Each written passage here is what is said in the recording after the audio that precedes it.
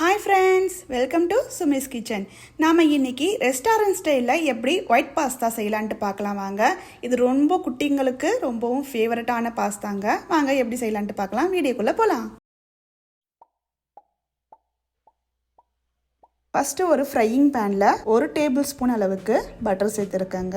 Butter melt ஆக ஆரம்பித்ததும் நம்ம cut பண்ணி வச்சுருக்க பூண்டு சேர்த்துக்கலாம். நான் இன்னைக்கு 2-3 பல்லு அளவுக்கு பூண்டை இந்த மாதிரி குட்டி குட்டியாக கட் பண்ணி வச்சுருக்கேங்க. அதை சேர்த்துக்கலாம். அது கூடவே ஒரே ஒரு பெரிய வெங்காயத்தை இந்த மாதிரி கட் பண்ணி வச்சுருக்கேன், அதையும் சேர்த்துக்கலாம். அரை கேப்சிகமை இந்த மாதிரி கியூபாக கட் பண்ணி வச்சுருக்கேன், அதையும் சேர்த்துக்கலாம். அதே அளவுக்கு அரை கப் அளவுக்கு கேரட்டையும் இந்த மாதிரி கட் பண்ணி வச்சுருக்கேன், அதையும் சேர்த்துக்கலாம். தேவையான அளவு உப்பு, அதுக்கப்புறமா அரை டீஸ்பூன் அளவுக்கு ஒயிட் பெப்பர் சேர்த்துருக்கேங்க. உங்ககிட்ட ஒயிட் பெப்பர் இல்லைன்னா நீங்க பிளாக் பெப்பர் கூட யூஸ் பண்ணிக்கலாம். இந்த மாதிரி எல்லாத்தையும் சேர்த்துட்டு நல்லா கலந்து விட்டுக்கலாங்க. கலந்து விட்டுட்டு இது கொஞ்சம் கிரன்ச்சியாவே இருக்கணும், நல்லா வேகக்கூடாது காய். மறுபடியும் ஒரு பேன்ல நம்ம 2 டேபிள் ஸ்பூன் அளவுக்கு பட்டர் சேர்த்துக்கலாங்க. பட்டர் மெல்ட் ஆக ஆரம்பிச்சதும் நம்ம 2 டேபிள் ஸ்பூன் அளவுக்கு மைதா எடுத்திருக்கோம், அதையும் இது கூட சேர்த்துட்டு நல்லா ஃப்ரை பண்ணிக்கலாம். மைதா லைட்டா கலர் சேஞ்ச் ஆக ஆரம்பிச்சதும் நம்ம 1 கப் அளவுக்கு பால் சேர்த்து இதுல நல்லா கலந்து விட்டுக்கலாங்க. கலந்து விடும் போது உங்களுக்கு கட்டிகள் வர ஆரம்பிக்கும். அந்த கட்டி இல்லாம நல்லா மிக்ஸ் பண்ணிக்கிட்டே இருக்கணும்.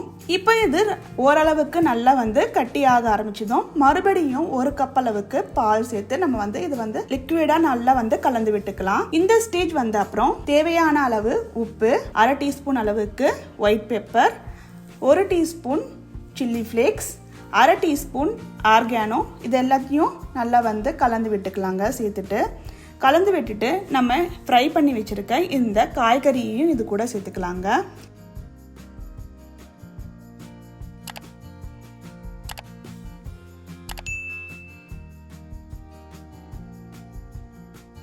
சேர்த்துட்டு நான் இன்னைக்கு பெண்ணை பாஸ்தா எடுத்திருக்கேங்க. பெண்ணை பாஸ்தாவை நல்லா எண்ணெயும் சேர்த்து வேக வச்சு வச்சிருக்கேங்க. இந்த அளவுக்கு நல்லா வெந்து இருக்கணும், சாஃப்டா இருக்கணுங்க. அதை இது கூட சேர்த்து நம்ம மிக்ஸ் பண்ணிக்கலாம்.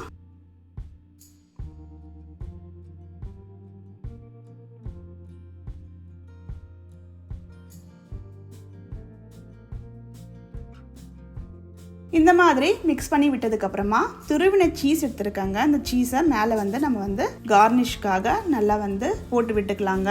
இப்போ நம்மளோட சூப்பரான ரெஸ்டாரண்ட் ஸ்டைல் பாஸ்தா ரெடி ஆயிடுச்சுங்க. உங்களுக்கு இந்த வீடியோ பிடிச்சிருந்தா லைக் பண்ணுங்க, ஷேர் பண்ணுங்க, கமெண்ட் பண்ணுங்க, மறக்காம சப்ஸ்கிரைப் பண்ணுங்க. மறுபடியும் இன்னொரு வீடியோல உங்களை சந்திக்கிறேன். Bye bye.